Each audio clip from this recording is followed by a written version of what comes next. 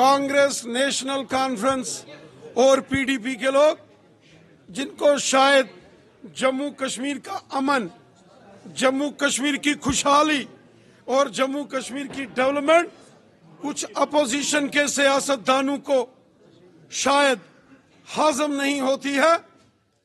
Opposition के लोग चाहते हैं कि यहां हंगामा मचा रहे। नेशनल कॉन्फ्रेंस, कांग्रेस और पीडीपी का जो धरना ये दे रहे हैं जम्मू में, ये लोगों के लिए नहीं है, ये आवाम की बेहतरी के लिए नहीं है, ये वो अपना मुस्तकबिल ढूंढ रहे हैं इस धरने में।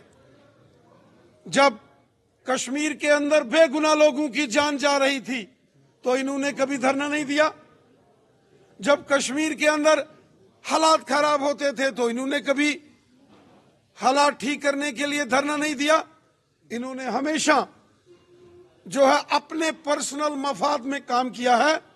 और आज जब जम्मू कश्मीर में खुशहाली है, अमन है, भाईचारा है और चारों तरफ पूरे जम्मू कश्मीर में जबरदस्त डेवलपमेंट हो रही है, तो अपोजिशन के इन लीडरों को बड़ी तकलीफ और परेशानी हो रही है।